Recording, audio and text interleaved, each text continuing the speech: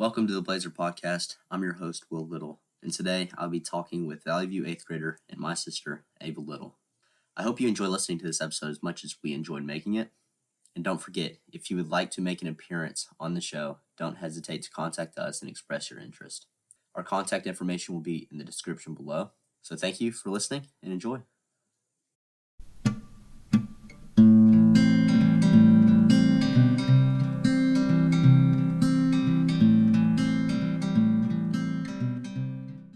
Hey, Ava, how are you today? I'm good. That's good. So for some of the listeners that don't know you very well, why don't you tell us a little bit about yourself? I'm Ava Little. I'm an 8th grader at Valley View. I do Valley View Choir, and I'm a swimmer on the Jets Swim Aquatics. I am 14, and yeah, that's about it. What are some other extracurricular activities that you participate in other than swim choir? Is that it? Yes. Those are probably the main ones, right? Yes. What about some of the courses you take at school? We'll get to the extracurriculars in a minute. What are some of your favorite subjects? Some of my favorite subjects. I like math, but only whenever I know how to do it. Yeah. Because whenever I know how to do it, I get in a groove, and it's really, really fun. Mm-hmm. It's one of my favorite things to do, actually. I also like history, because everything is set in stone from the past, so it's straight on facts. Yeah. So why do you like choir? What urged you to take that? Well, I've been a singer my whole life, but whenever I saw choir pop up on the sign-up sheet in 7th grade, I was like, I have to take it. I'm a singer, and I feel like I need to be there. And it's really fun to be in. Has it met your expectations? Surpassed it? It's met them. What's something that you were really looking forward to that you got to do this year? I got to go to All Region. That was really fun. So basically, all over the region, all the schools over the region, they gather the best singers in each school and put them in a concert, basically for relatives and just choir directors and for everyone just to hear. It's basically a fun thing. So the directors of All Region pick out 3 sets of music, and then you try out for All Region. Each school does, if you're in choir. So I obviously made All Region, and it was a very fun experience. We sounded amazing, and all of the relatives enjoyed it very much, and all of our choir directors were very proud of us. What schools are included in the region? Is that the entirety of Northeast Arkansas? Yes. How many schools approximately, if you had to guess? I would say about 5 or 6. Okay. So they're probably Brooklyn, maybe Valley View, Brooklyn, maybe Westside, Nettleton. Yeah, all those. Cool. Yeah. So what's one piece of advice that you give to an upcoming choir student? This could be a piece of advice that you wish you had whenever you were an upcoming choir student yourself. Don't get stressed out over the little things, because whenever you do, you get very overwhelmed. But whenever you go on to be a choir student, you just realize it wasn't that hard. It just looks hard. Mm-hmm. A lot of things in choir look really hard. They're not. Right, you get a hang of them really quickly. Very quickly. So, and after that, it's smooth sailing. Yeah. What first got you into music? I don't know. I guess I've always just sang. I've always been a singer. I don't remember not being a singer. So I just really enjoyed the artistic personality of it, and I just love getting the adrenaline rush from doing it. I just love performing and everything like that. Yeah, so the performance aspect is probably your favorite. Yeah. Do you have any events in the near future? Well, this Saturday, I am doing a Fall Fest, or a Joy Fest. Sorry, we did Fall Fest a couple weeks ago. And it's downtown Jonesboro. It's on Saturday at 4, I believe. I'm featured with Jenny Powers. I'm singing Underneath the Tree by Kelly Clarkson, and it's going to be really great. And that's open to the public? Yes. How many songs are you singing? Just one? Just one. Cool. I think everyone sings just one. What's your favorite song to perform? Oh, this is a hard one. I'm sure you've performed many songs. Yes, I have. Maybe like a top 5 list or top 3. Okay, I'm just gonna give 2. Okay. I mean, like, can I give like a category? Yeah, just kind whatever. of? Yeah. Okay, so I love Christian songs. Mm-hmm. They're very emotional. Yeah. And there's a very large variety. I just love feeling the presence, and I love singing at church too. Yeah. And just everyone like putting their hands up while I sing. Like, I feel like it's an honor for me to do that. Yeah. Also, I love singing the Star Spangled Banner. I feel like that's just a classic. Yeah. I love doing that. Yeah. And you can sing that anywhere you go. Like, it's not seasonal. Yeah. It's not anytime, any place. Yeah, it's not directed necessarily towards one group. You Yeah. can sing that at many events. Yeah. Are you going to start creating your own music? I mean, if you want to make a living off of music, I feel like that's the best way to do so, and just to put yourself out there and create unique pieces of music. Yeah, I totally agree. My voice teacher, Lauren, who is in Memphis, she's actually trying to get me to record a couple songs, covers for now, at the University of Memphis. So I really think that's a good start. Eventually, I mean, right now I'm writing songs whenever I'm not busy, and I think eventually I'll get to that point later on in life. Yeah. Making my own music. Yeah, I mean, you can't really start too early. Yeah. You're super poetic, I feel, and super creative. Yeah. So I feel like it'd be easy for you to do that. Yeah. Yeah, I think the hardest part about that's just going to be learning the different chords. I mean, if you want to produce your own music, that's a completely different game. Yeah. So, I mean, if you want to start playing guitar, piano, looping that into lyrics, and I play guitar. I've taken a little bit of a break. Yeah. But things have been really chaotic. But once I get started back into that, realizing the notes all over again, getting that in my brain, it'll be way easier to create music. Yeah. Yeah. So now we're going to switch gears. I'm going to talk about your swimming career. Okay. What got you into swimming? My brothers, you and Jack. Basically, y'all started swimming, and my mom was like, well, she put me in gymnastics. That didn't really work out that well. So she was like, well, might as well just follow the pattern, put her in swimming. So that's what happened. What's your favorite part of the sport? Being around a family, which is kind of cringy. But I love, like, being around people. I also love, like, going through the same stuff. Like, if we have a really hard set, we'll talk about it afterwards. Mm-hmm. Like, we'll, like, basically, like, work hard together. And we've done that our whole lives. And they don't really, like, get out of your lives unless they quit the swim team. So, like, you're with them forever. Yeah, shared pain, basically. Yeah. Brings people together. Yeah. Yeah. What are your goals for this season in swimming? My butterfly has gotten a little sloppy. I want to clean that up. This is going to be very hard, but I want to go around a minute in the 100 fly. That's a great goal. I know. It's going to be rough. I've almost gotten there a couple times. I think the closest I've gotten is a 106. But yeah. When was that? A year ago, I think. Oh yeah. I haven't you can been drop plenty of time then. Yeah, I haven't really been to many swim meets though. At least ones that I like that are serious, that I'm like ready for. I haven't skipped a lot of swimming because of singing. Right.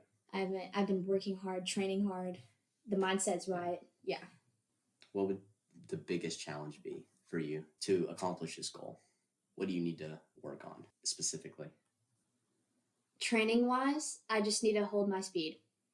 So endurance. Yes, I need to work a lot on endurance. My technique is pretty good, at least what I've heard. Mm-hmm. I mean, like, my technique stays good throughout the whole 100, but I do slow down a lot, so I need to be able to actually build the 100 to the wall, and be able to get that around a minute time. So there are different types of endurance. Would you say they need to work more on cardiovascular endurance or muscular endurance? Like at the end of the race, what's burning the most? Like your muscles or your lungs? My muscles. Your muscles, yeah. I actually feel like, I'm not that out of breath. I don't really know how to explain it. My arms just get really sloppy and really tired. But, my technique still looks good. It's just, it's harder to put as much power behind it. Right. So. I I think singing has helped you a lot Yeah. cardiovascularly. It has, I mean, yeah. contracting the diaphragm in such a powerful manner that can really strengthen your mesentery and your abdominals Yeah. that are connected to it. I feel like swimming and singing kind of complement each other in that. Oh, yeah. 100%. I'm sure swimming has helped your singing dramatically, and you don't even know it. Yeah, they both push each other in the Yeah. right directions. Uh-huh. So it's like the two best combinations of activities. Mhm. Yeah.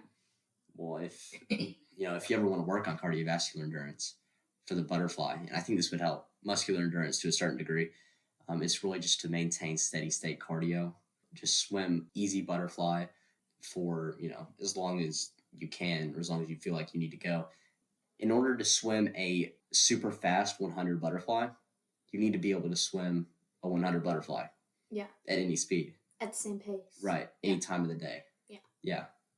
In terms of muscular endurance, though, it's good to engage in powerful repetitions sandwiched between fairly easy movements. So a good set, and I don't know if many people will understand this terminology, but you definitely will, and other swimmers definitely will. A great set I like to do for muscular endurance, and this builds mitochondria or type 2 muscle fibers, which I talked a little bit about in the previous episode, but you can do 125 all out and then 125 easy.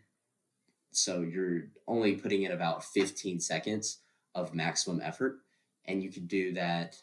You could do 225s about 40 times, so 80 25s total, half of which would be all out. And you could do each 25 on an average of like 40 seconds. And so each round would be about a minute 20. So that would put you right under 60 minutes of total swimming. And I think that's the best way to build muscular endurance. Yeah. So how has swimming helped your academic career? Swimming has helped a lot because I'm not being lazy all the time. Mm-hmm. Like for morning practice, I have to go ahead and get up, and I'm just like in the mindset to get ready to learn. Right. It just helps me focus a lot more. Mm-hmm. Like you have to pay attention to the set, pay attention to how you're swimming. It's just made me more aware, basically, and just ready to learn. Yeah, it puts you in that mindset of, okay, I've succeeded something today. Now I'm ready to continue succeeding. Exactly. It's like you get ready. Yeah, right. It's like the law of inertia acting in your life. Yeah. Yeah. What are some other interesting classes that you encourage others to take? I enjoy pre-AP English. I think it's an easy class. You still learn a lot, though. It's just easier than people would think it was going to be. Right. Like, I wouldn't take regular English. Yeah. Just take pre-AP. Like, it's not that big of a difference, really. I feel like at the orientation that they hold at the end of every year, before they give you out the packets where you sign up for your classes, yeah. I feel like the teachers always get up on the stage and they act like the class is super hard. Yeah. And it's not as hard as you would think. Yeah, it intimidates me a little bit. Yeah. But then whenever you actually get in the class, you're like, what? I think it's because they compile all the work into one speech, all the work that they do throughout the year. And really it takes 8 months to get through all that material. Yeah. And so it's a lot more stretched out and prolonged. Yeah. So what's some material specifically that you are learning in pre-AP English? So some things that we are doing right now in pre-AP English, it's the last day of fall break. But before fall break, we just finished translating the Inferno and like how it's like really old-timey and a lot of words that most 8th graders don't really understand. Yeah. From the original text to modern language. We've done almost 5 pages of translating, I think. But yeah, and we've watched about 45-minute videos on it. We're just covering like when he went to hell and saw what it was like. Yeah. Yeah. Abandon all hope, ye who enter here. Yes. Right. That's on the front of, or it's on the side of the Arizona State Stadium. Really? Football stadium, yeah. Oh, that's cool because they're mascots. Sun Devils. Yeah. Yeah. Sun Devil.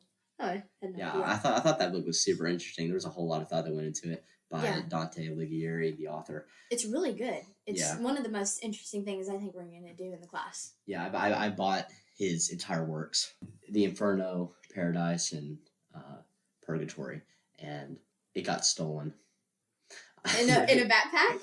Yeah, well, on a trip? Yeah, well, it wasn't in my backpack. It was in a pocket on the front of my backpack, which was probably the first mistake.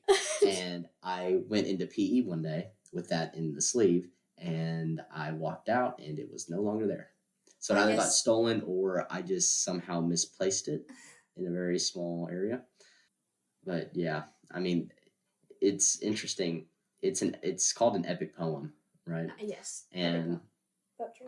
And if you read it, you're like, oh, this isn't very poetic. It doesn't rhyme or anything. But it actually does rhyme if you translate it to its original text. I know. Into Italian. Mm-hmm. It's really interesting. Mm-hmm. So, are there any upcoming events that you're excited to attend for Valley View? Yes. There is a dance. Everybody has been looking forward to it for about 2 months. Mm-hmm. It's at Ridgepoint Country Club. It's for Valley View students, 8th and 9th graders, I believe. Maybe 10th graders. I think it's just 8th and 9th. Yes. Are 7th graders not allowed to attend? No. Okay. Yeah, so it's only the 2 or 3 grades up from 8. But yeah, it's going to be a lot of fun. A lot of people are attending. I think it sold out in like a couple of hours. Cool. It was, yeah. All right, I think that's it. Thanks for coming on the show. Thank you for having me.